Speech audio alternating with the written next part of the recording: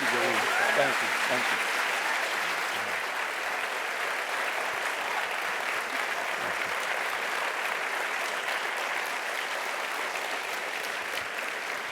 Oh, thank you. Thank you, thank you. Thank you, Dean Sloaner. Appreciate that. Hi. Hi. I'm so happy to be here. Let's jump right in. Yeah, well, first, I just met Coach, and he's a cool dude, too. And both Coach Dawkins, all my guys, Coach Shaw, I love those guys. We should clap. You got great coaches here. Oh! That was one of my highlights. I was like, I hope I get to meet him. I met his mom, but I didn't meet him yet. So, I'm sorry. I'm giggly like, yeah.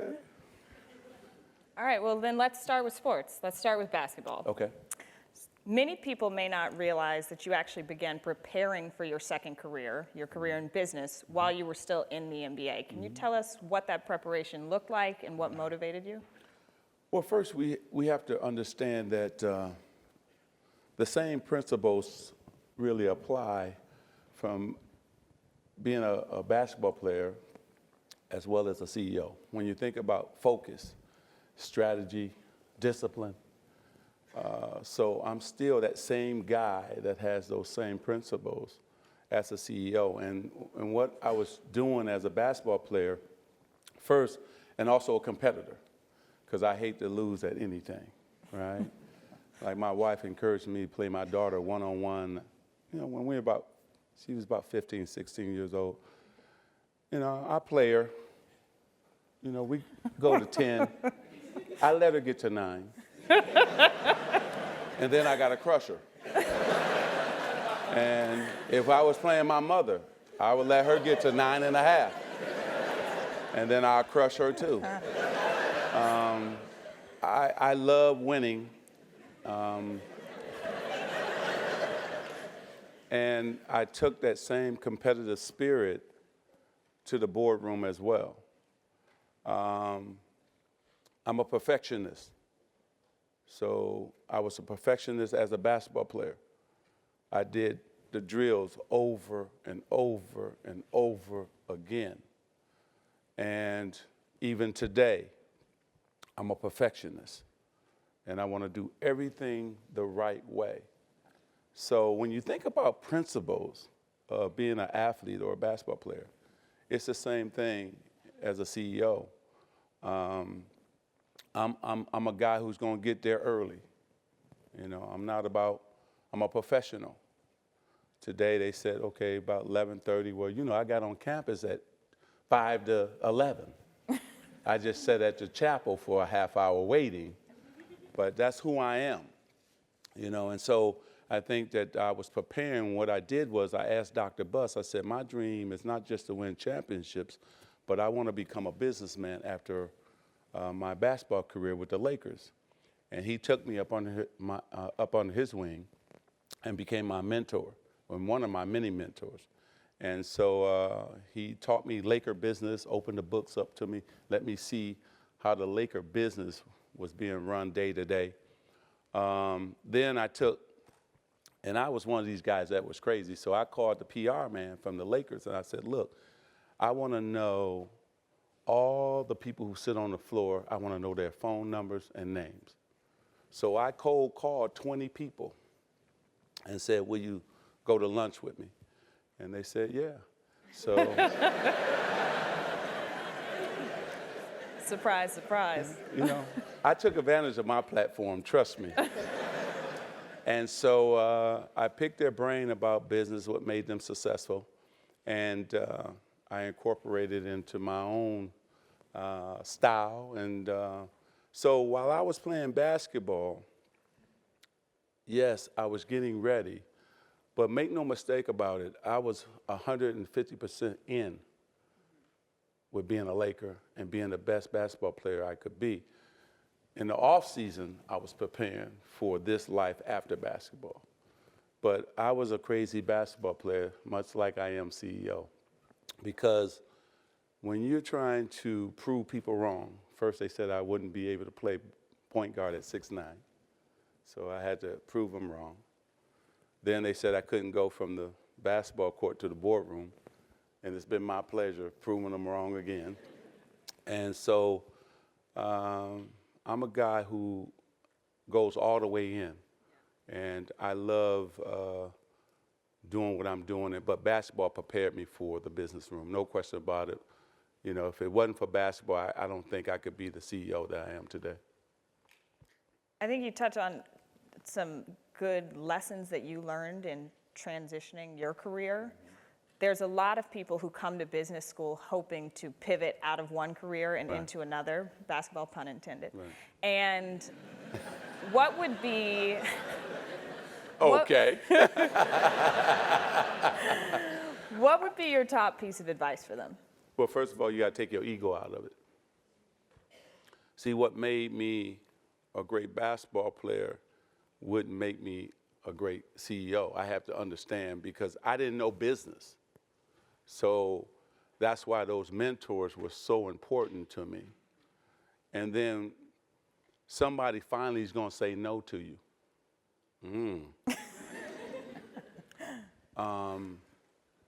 And then you have to have a thirst for knowledge, right?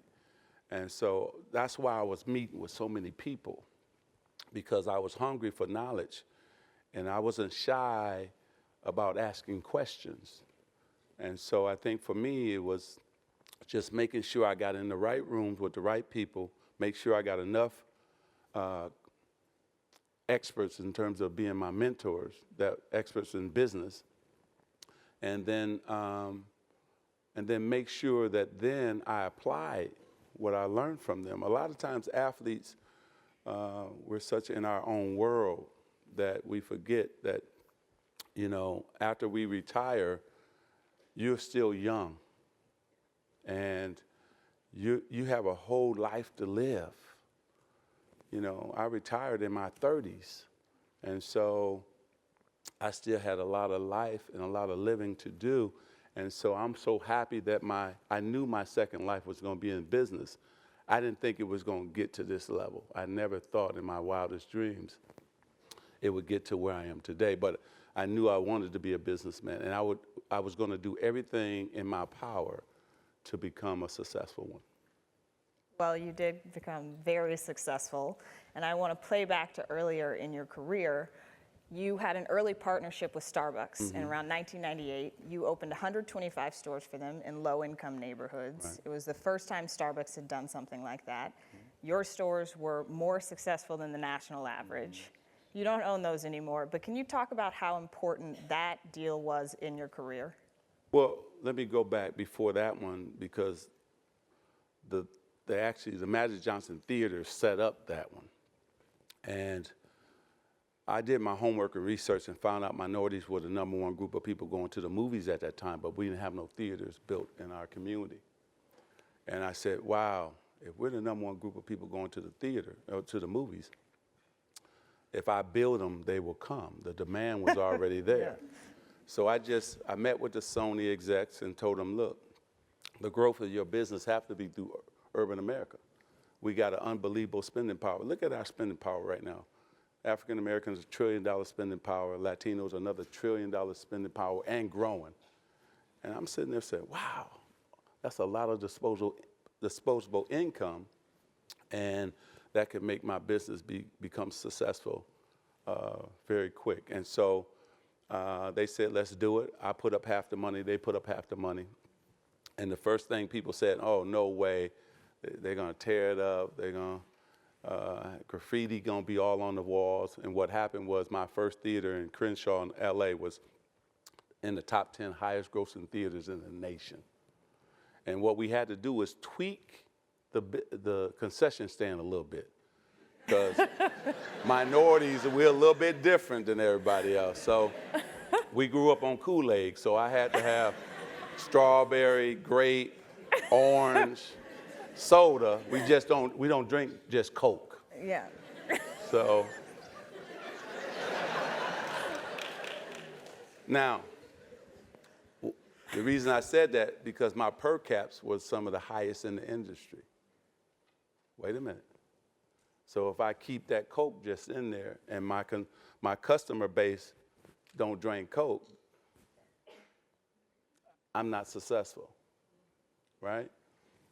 Then I had a spicier hot dog, some jalapeno peppers.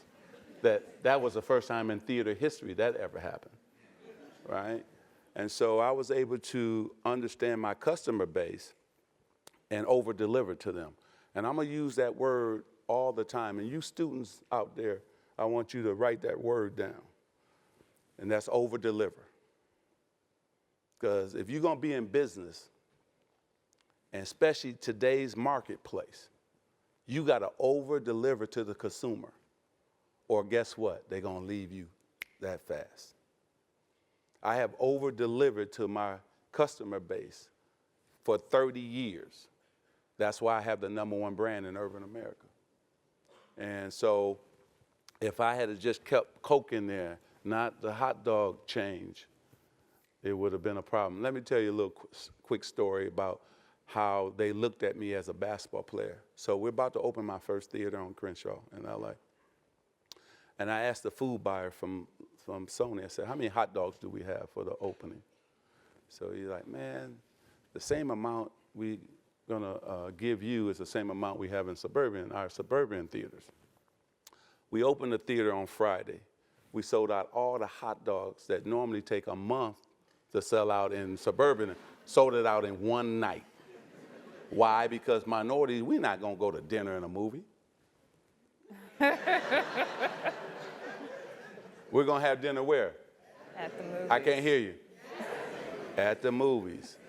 So that's another reason my per caps were so high. You have to have an understanding of your customer base.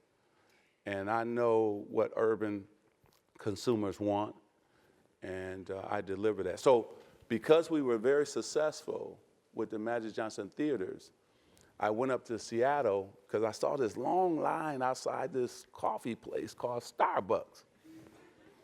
I'm like, man, what kind of coffee they serving in there? So I said, I gotta get in that line. I gotta see what's going on. So I got in the line and, waiting, and I finally got up there.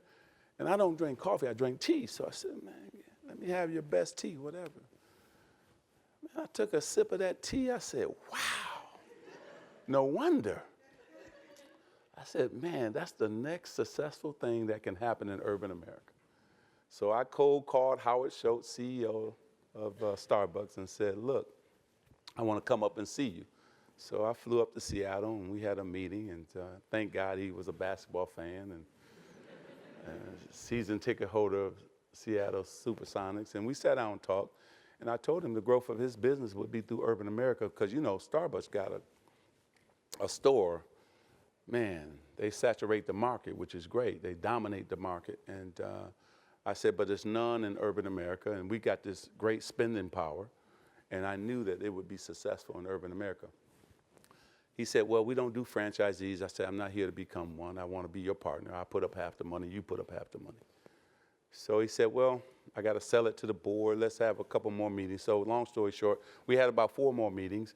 And then he finally decided to come down and see how we manage my theaters.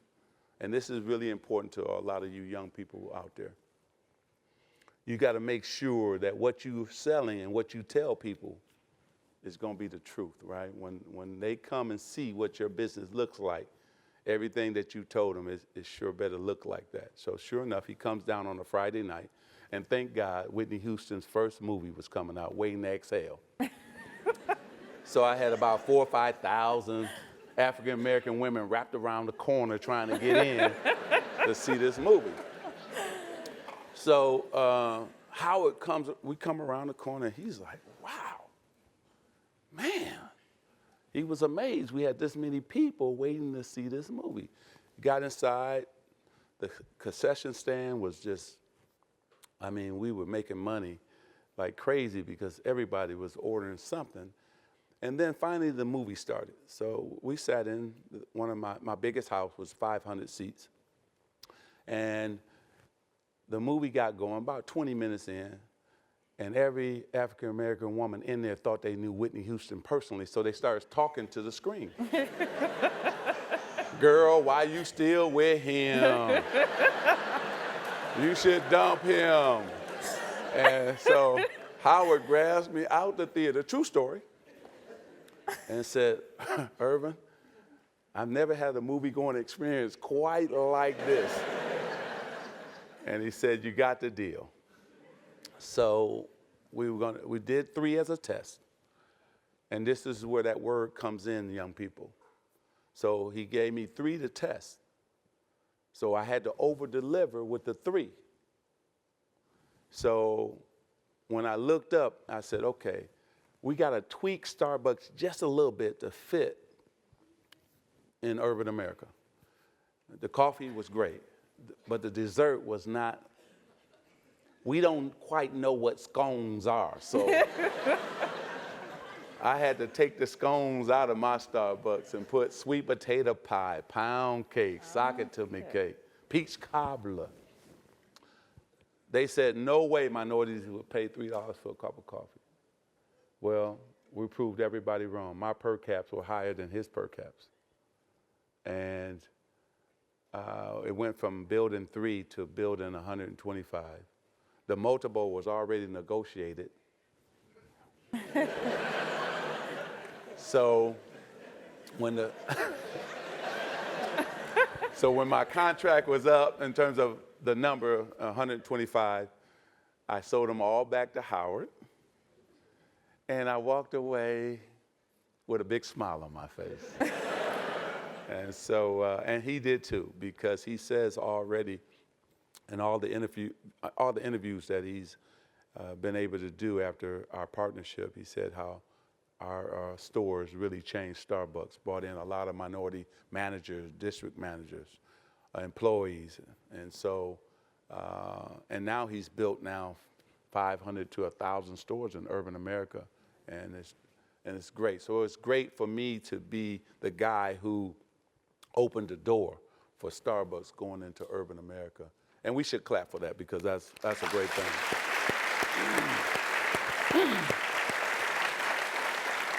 So it's still about over-delivering. See, if I had kept those scones in there, my per caps wouldn't have been $4.59. It wouldn't have been that high. So because I changed out those desserts, and then I also took out the Lawrence Wells music that they play in the regular Starbucks, and I put in Prince, Motown music, Earth, Wind, and Fire, things that resonate with the urban consumer. So now if I got you sitting there and you made your first purchase and you're comfortable and you got your head moving and you got your favorite drink next to you, you're going to sit there long enough to make your second purchase. See, and then minorities, if we call a place, that's my place, like that's my restaurant, that's my burger place, whatever it is, that's where we're going to go all the time, because they've over-delivered to us. And you're the same way. And so that's why you have to over-deliver. And also stay in touch with that customer base in terms of asking them questions. Do you like this? Do you like that? We always stay in tune and in touch with our customer base to make sure we're doing the right thing. And that's why I've been successful as well. I hear you talking about diversity of perspective and how important that was for you. There's been a focus recently on the lack of diversity within Silicon Valley and the tech industry in general. How does that play into your investment and partnership decisions? And also, how do you think about recruiting and retaining diverse talent now that you're head of your own organization? Well, the first one is, when you think about Silicon Valley and you think about it's only 1% of engineers that are African Americans and about 3%, I think, are Latinos. That's way too low. But they keep using that as an excuse, we can't find enough engineers who are minority. Okay, that's fine. But what about you have lawyers, accountants, the HR department. There's other areas that you can hire minorities who are qualified, right? And a lot of them sit on this campus too, and other campuses. So we just don't want to be engineers. We can be, we love to work at Google. We would love to work at Facebook and on and on and on. And so diversity starts at the top. If it's not a part of your DNA, it's not who you are, it's not going to happen. That's why I love Stanford. See, and we don't want a handout. We just want an opportunity. Now look at those two coaches. They just wanted the opportunity, and they're delivering, over-delivering. And that's all. We just ask for an opportunity. And I tell you, those who, look, you want to hire the way America looks. In the next 20 years, half of America, or even more than half of America, are going to be minorities. So the first companies that understand that and start hiring minorities now, they will understand how to really deal with them as not only employees, but also consumers. And so for me, it's easy for me. I like to hire smart young people. Matter of fact, I got one of your own that work for me. Stand on up. Yeah, Ryan. Yeah.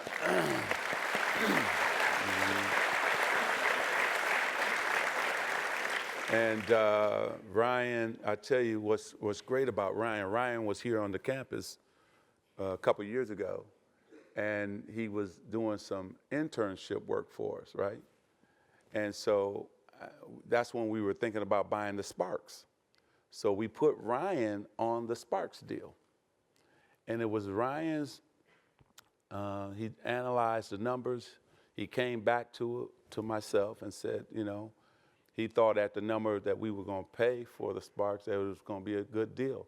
If he had said, don't do the Sparks deal, I wouldn't have done the Sparks deal. So we got young, bright minds like Ryan in our company. And so Stanford, you're producing some great, young, smart, also too, he's single, so any ladies out there. He started clapping.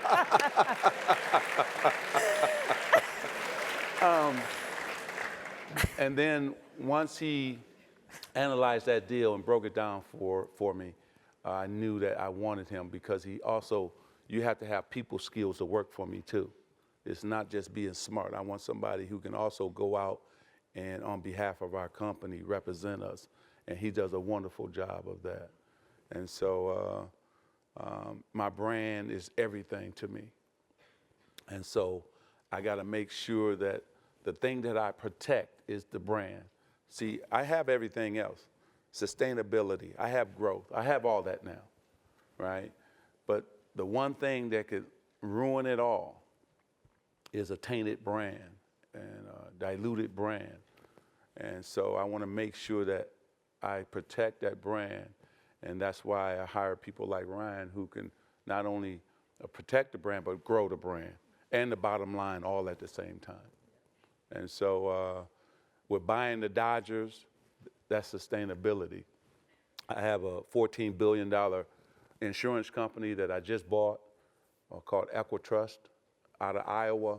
That's our headquarters. We're going to move that to Illinois. It's doing game-buster business. We're growing it. And so when I look at it, I have everything that I want now, right? I was fighting for first respect because they didn't respect me when I first came in the boardrooms because they still looked at me as a basketball player. But that Starbucks deal changed all of that. See, I drove ROI. I took Howard's brand. It was already huge, but I took that brand to another level. It was the first company ever. Jay Leno picked up a Starbucks cup live on TV and said, why are you charging those people that kind of money for a cup of coffee, right? And we all laughed, but Howard Schultz was happy, like, wow. I was just on the Tonight Show and then cost me $1. Yeah. You see what I'm saying?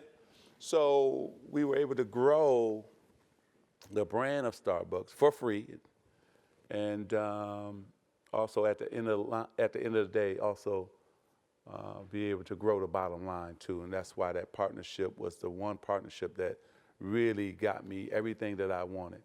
And then I've had the #1 real estate. When you think about fund in terms of an urban fund, so we did 300 million, we did 600 million, our second fund, and our third fund, we did $1 billion. And then we had an equity fund with Ron Burkle's company, Ukaipa Johnson. So we went out and raised about 500 million. So that's when I bought a lot of we bought about 20 radio stations, we bought Soul Train brand, on and on and on. With the real estate fund, if you think about the W in Austin, Texas, you think about the Hilton in Washington, D.C., all those things, all those properties we still own. And the Transamerica building downtown Los Angeles, we used to own that.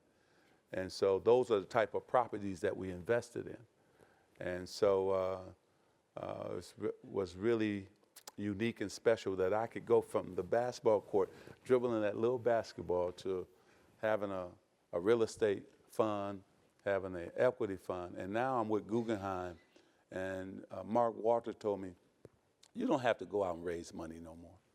We manage about $200 billion. Just come see us. Okay.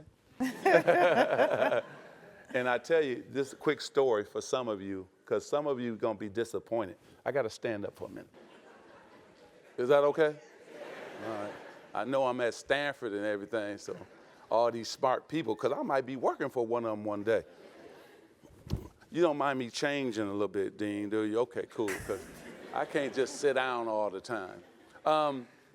Young people. So when I first went out to raise my first fund, I went up to CalPERS, right down the road from here. And they turned me down 4 times. And the last time the committee turned me down, they said, well, why haven't some other minority come to raise money and do what you're talking about doing? And I couldn't answer that question, right?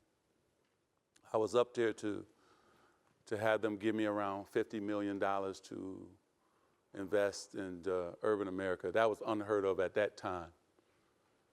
And so finally I went up the time after that, the 5th time, and they finally said, you know what? We're going to give you the $50 million. And if you, I'm going to come back to that word, if you over-deliver with the $50 million, you can come back and get $100 more million. I bought a shopping center for $22 million. It was 40% occupied.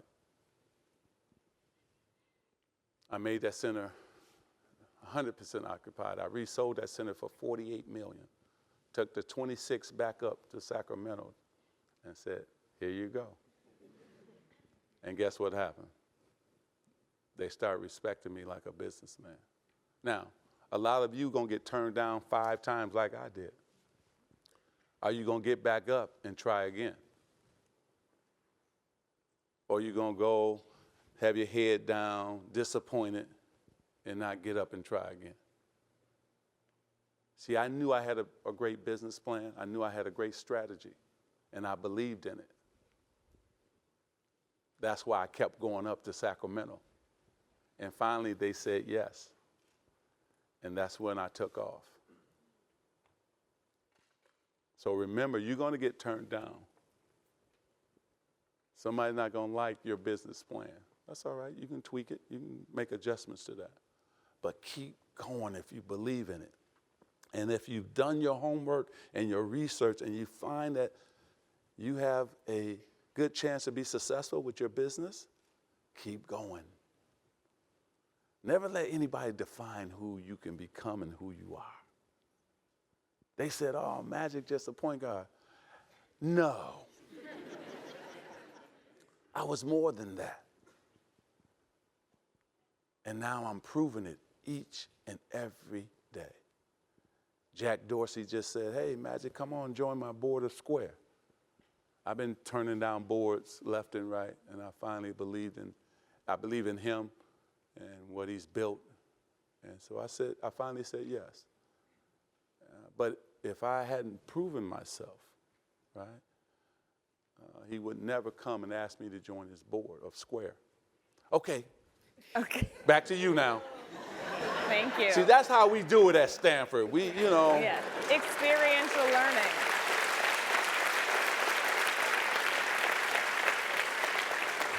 Yeah, Something everything. I live by too. Young people, write this down. Always be ready to adapt and adjust. I'm serious. Market change, you got to be ready to adapt and adjust. And we did that with my real estate fund. We had built some condos. The market just, remember, banks wasn't loaning, no more money, and everybody was in trouble, right? But quickly we said, oh, wait a minute. We can change to a renter's model just that fast. And guess what happened? It didn't affect our bottom line. We still were successful because we were smart enough to say, okay, it's not going to work because nobody can get loans, but we can go to a renter's model and it can still work for us. So make sure you're quick and nimble enough to say, you know what? I can adapt and adjust to what's going on in the marketplace today. I can change my business or tweak my business to make it still work. You're talking about resiliency throughout that, and I want to shift to a more personal issue before we turn to questions, and that is your health. And you contracted HIV at the height of your superstardom in basketball, and overnight you became the face of a disease that at the time people thought was a gay white man's disease. Can you talk about the experience of having to become a leader in a community that you might have otherwise never been associated with? Yeah. Well, first it was tough. It was tough because in the beginning, getting that phone call, come to the doctor's office, we're in Utah, fly all the way home from Utah, couldn't play in the game. I didn't know what was wrong, what was going on. And to walk into the doctor's office and him to tell me I have HIV, it was just devastating. I mean, I'm talking about I was on the floor devastated. And it took me hours just to come to grips with what he had just said, right? And then what was more devastating than that was I had just got married. My wife was pregnant, so now I got to drive home to tell her I have HIV. And more than thinking about myself, I was thinking about her and my baby at that time. And I tell you, I never thought, and I had did everything right, I thought, just I was married to the game. I put in maximum effort, and I'm now, boom, this happens, right? And I married a woman that I met on Michigan State campus and that I've always wanted to marry, my best friend.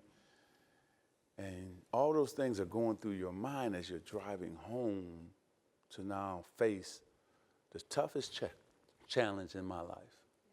More than Michael, more than Larry.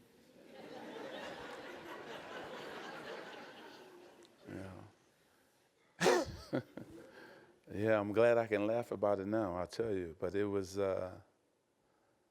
when I hit the door, she knew something was wrong. She knew it. And so I sat her down, and I began to tell her I had HIV, and she cried like a baby. And the thing that makes it tough, young people, your mistake not only hurts you, but those who love you, it hurts them too. They are affected by your mistakes. And here she is, been nothing but a great wife, great friend, and I putting her at risk and putting her in this situation. And so, as we're talking about it, and I'm trying to console her, and then I told her, I understand if you want to leave me, And then she hit me so hard upside my head. And she said, we're going to beat this together. This is the only time I knew that I was going to have a chance to live. Because if Cookie had left, I don't think I would be here. Because I needed her as a support system,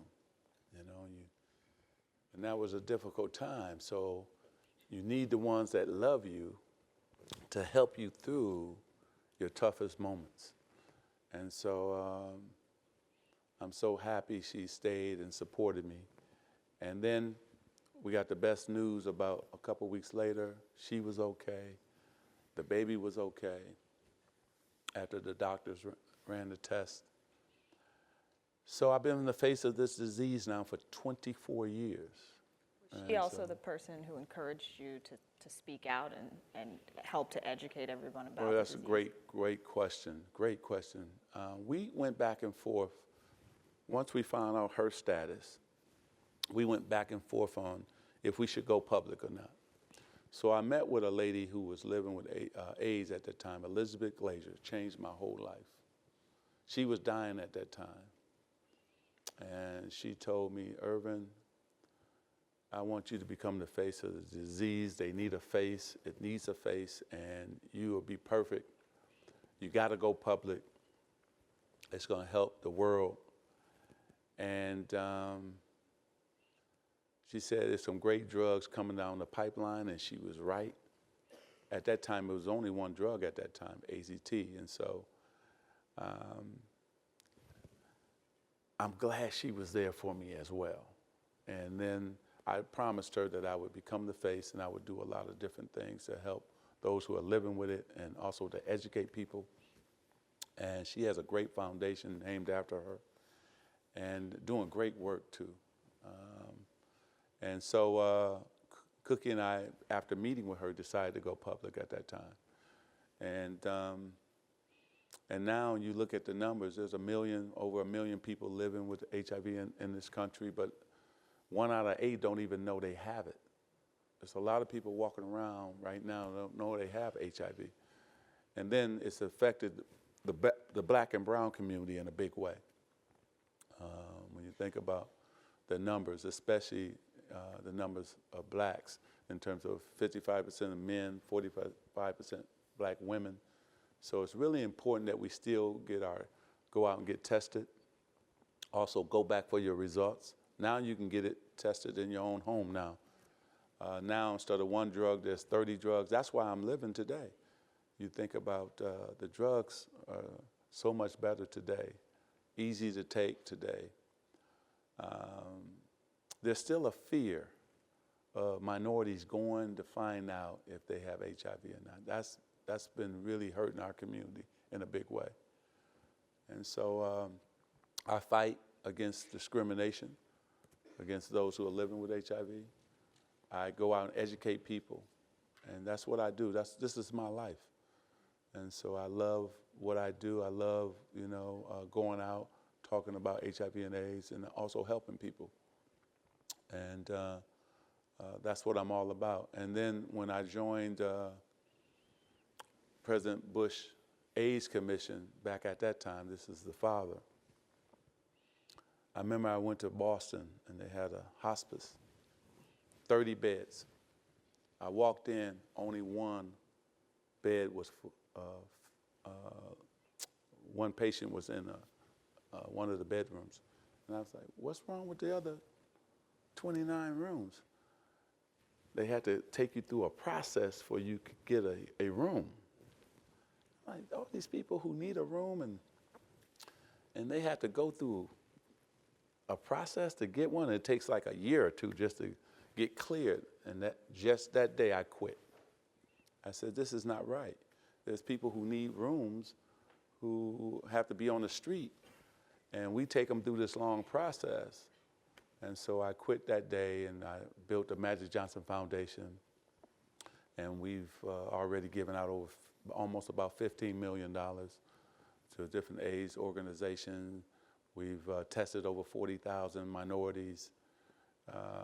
So this is what I do every day. I love it, And not just the HIV and AIDS side, we have 120 students on scholarship right now, colleges all over the country. We built 16 technology centers. And because a lot of minorities can't afford to have a computer in their home, so we give them access to one. And so these are the things that we do every single day. And then the last thing I just started was Magic Johnson Bridgescape Academies, because right now the problem we have in urban America is so many dropouts right now. So we're building these drop back in centers where kids can get off the street, get their high school diploma. And it's so great that we've graduated 400 students so far, and guess what? A lot of them are in college right now, so we should clap for that.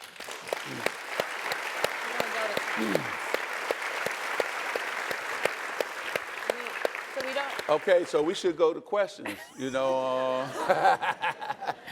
We don't have much time left, but if you just want to raise your hand, the people with the mics will come down and find you, and we'll start with a question from Twitter. Well, we got to take 5 or so. You know, we can't just run off. I came all the way here from LA. That's a long way. And not answer some questions now, you know. And 3. my Dodgers are in the playoff. Don't be booing up here, but Giant fans. All right, go ahead. Go ahead. First question from Twitter. What was the hardest lesson you learned when you transitioned from basketball to business? I thought it would be easier because I was Magic Johnson, but actually it was harder. 10 banks turned me down. Besides, CalPERS turned me down. I was looking to grow, and I used up just about a lot of my income to get me to a level, but now I wanted to go to another level, and I wanted that growth, and I needed some big money. And so I went to the banks, and 10 of them turned me down.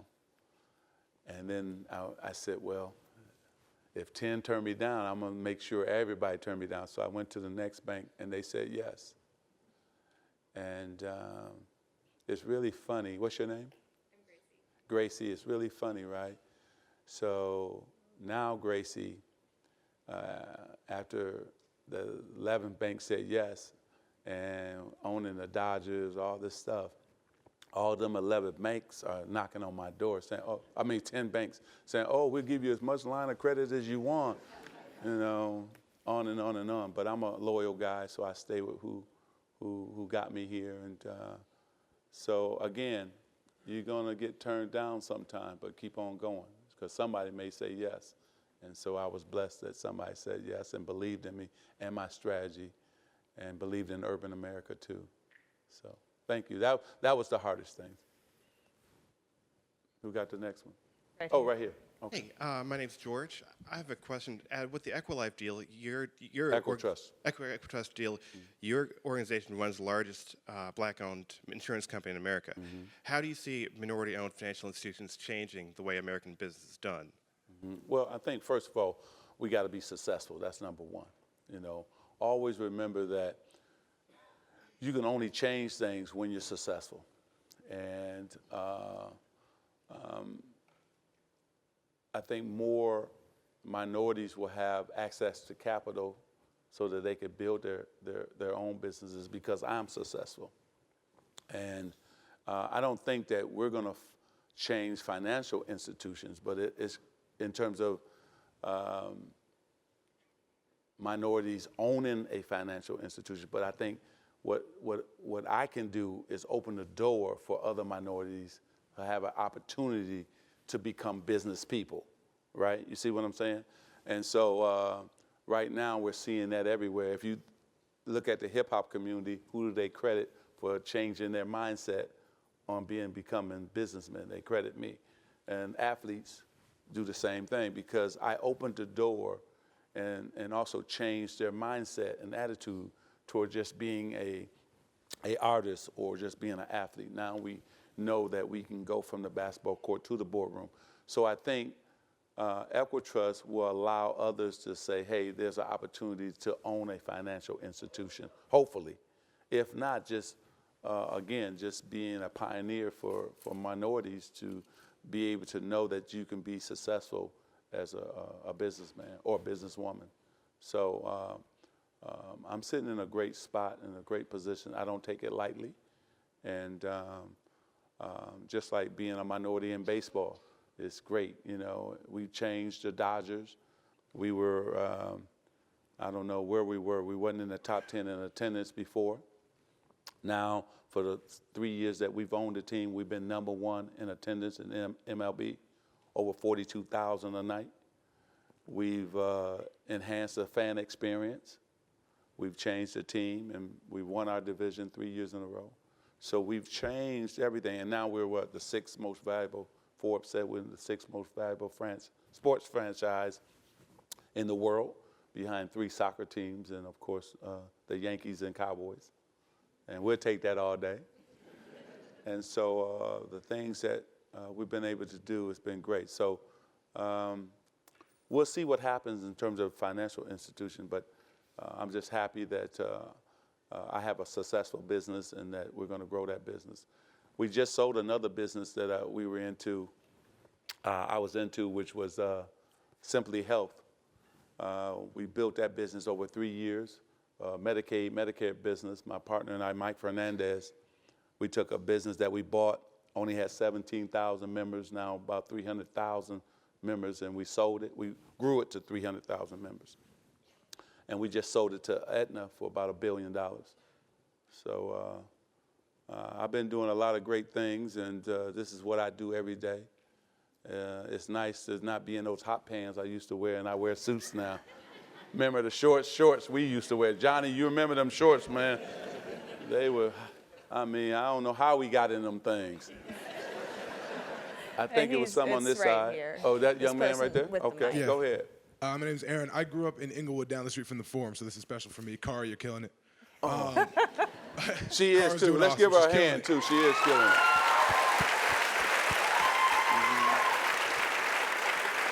So my question is, can you talk about the conflict or lack thereof between helping a community that you came from, that you grew up with, you know, a socioeconomically disadvantaged community, and also wanting to make money yourself? Well, there's no conflict.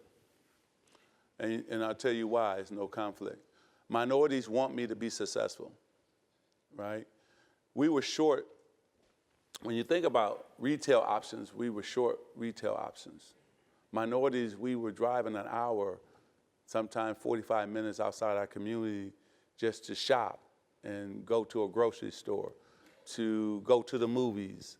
And so what I was able to do was understand what we wanted, because we were already driving to get it, but it was outside our community. And what I just did, I just brought it right to us, right? And minorities understand if I'm successful, then they have a chance to be successful.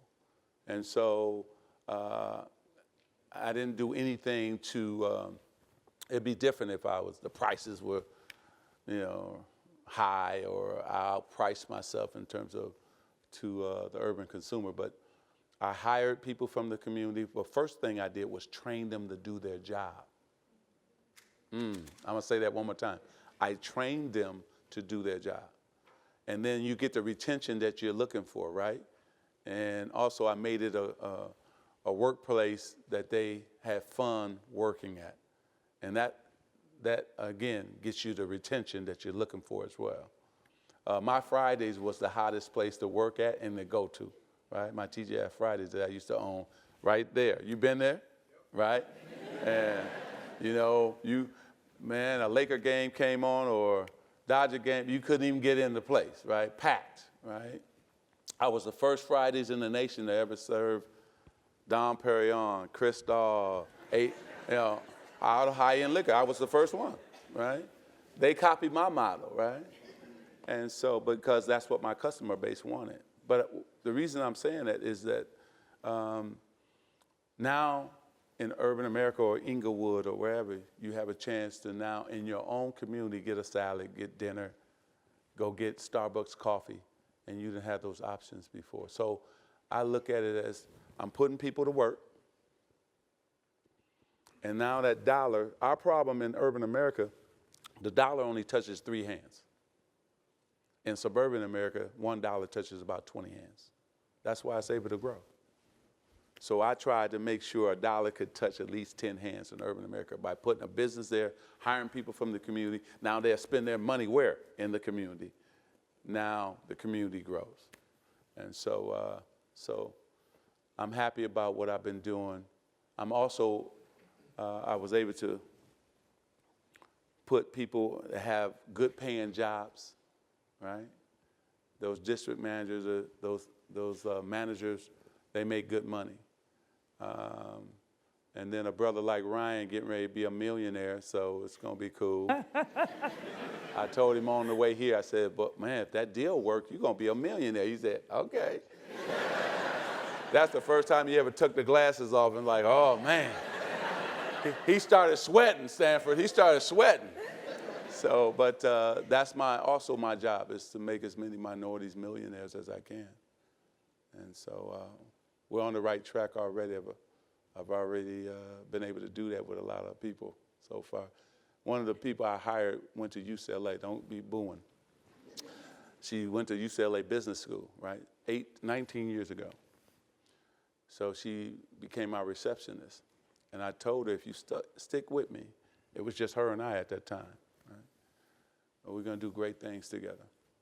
I said, don't worry about, this is not the job you wanted out of college. So guess what? Now she's a millionaire. Now she's my COO running my company. Went from the receptionist out front, now she's making the decisions. So that's what can happen. And a lot of you don't get caught up in what job you get coming out. You know you're smart. Sometimes it's good just to get in, get the knowledge, and then grow from there, okay? I gotta have her, because she's short. Come on up on stage. Come on stage, come on. But yeah, bring the phone. All right, no, you gotta hand it to somebody. Don't put it in your pocket. Here you go. Yeah, set it up. All right, nice, come on, smile.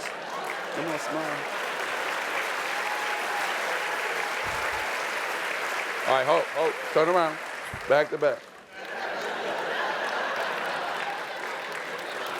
All right. This is great. Well, I'm Maria.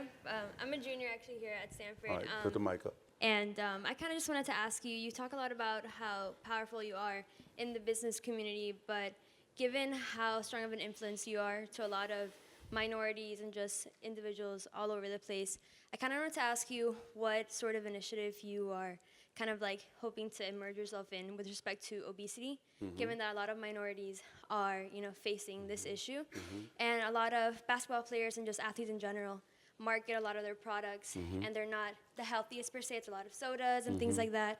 And I kind of wanted to ask you, since you have such a big impact and so much power, like you're saying, and you want to empower those people, do you see yourself kind of, engaging in sort of any, business opportunities with respect to like making those like culturally appropriate, I guess, foods or beverages more healthy per se? Okay, well, two things. First, let's start with myself first. 2 years ago, I was about 40 pounds heavier, right? And I knew that I was snacking on the road. So I said, I gotta make a change. So no, I'm serious, I gotta make a change. So I started putting nuts and fruit in front of me instead of those chips and things, and I dropped about 40 pounds, right? Then I own a company called Sodexo Magic. So we provide food for colleges, school systems, corporations. So we have, I do Disneyland and Disney World. Yay! Mickey and Minnie eat my food. And Toyota, their headquarters, John Deere, Allstate Insurance, Drexel University, on and on and on. So now we're starting to see now even corporations, school systems, colleges, they want healthier options for students, for their employees and so on. I think before I was not mindful of what you said, but since I changed my diet myself, and now I get up every morning at 4 o'clock, I'm in the gym by 5, hour cardio, lift weights for an hour.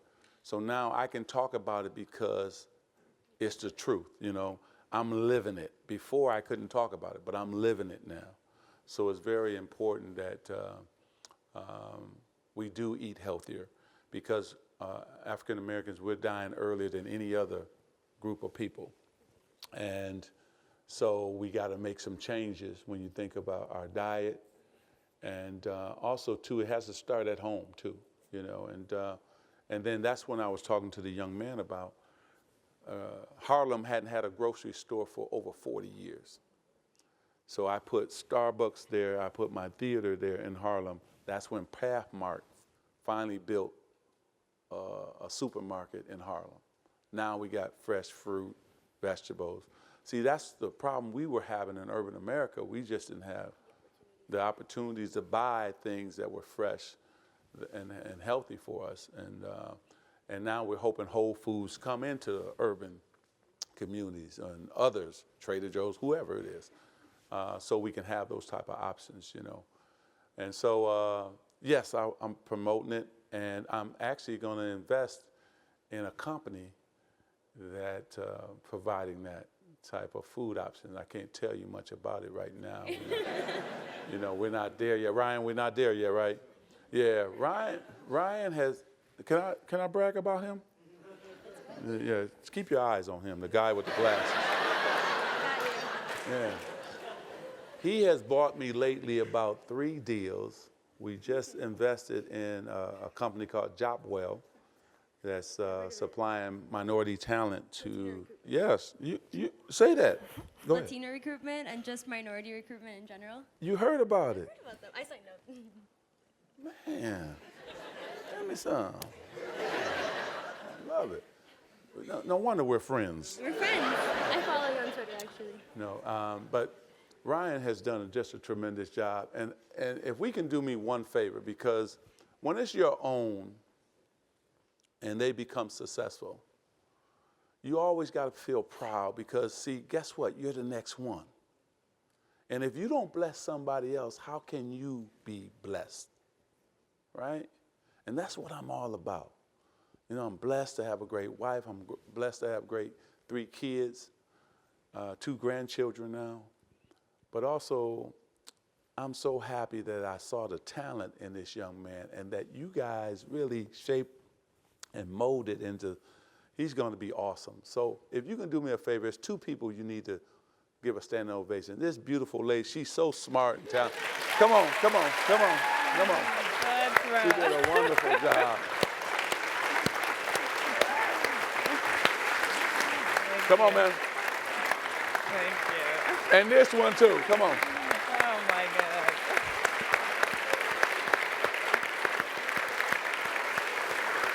So, listen. I came from a very poor family. Sometimes we had the peanut butter, but we didn't have the jelly. Sometimes we had something to drink, and sometimes we didn't. Sometimes, it was tough. 6 sisters, 3 brothers. But the one thing I never had was poor dreams. Even though I grew up poor, I didn't have poor dreams. And one thing I never lacked was confidence in myself. I always believed in me. Always. And the one thing that I could control is my work ethic and my work habits. First one in the gym, last one to leave. I'm the first one at work, last one to leave. It doesn't change. If you want to be successful, you got to get there early. You got to outwork your competition. And then get your husband or wife, boyfriend, girlfriend to understand and buy into your dream. That's one thing Cookie did. I said, baby, tonight, I know it's not a real date, but I got to take you to the theater, to the Magic Johnson Theater. When we get there, you go to your seat. I got to kiss the babies for 2 hours and hug everybody that came in. Then when we leave, we got to go by Starbucks and sit in the parking lot and watch how many people come into the store. That's going to be our date.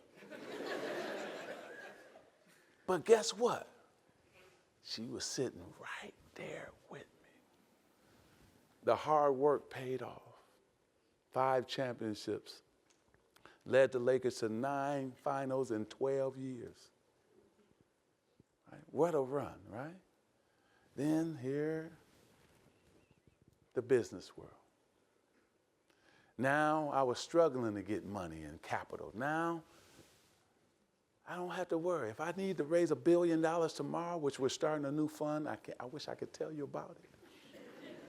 But we already got $2 billion committed. We haven't even gone out because I got a proven track record. Magic, I'm going to interrupt Okay, there God bless you. because Thanks. track record was the truth. Thank you.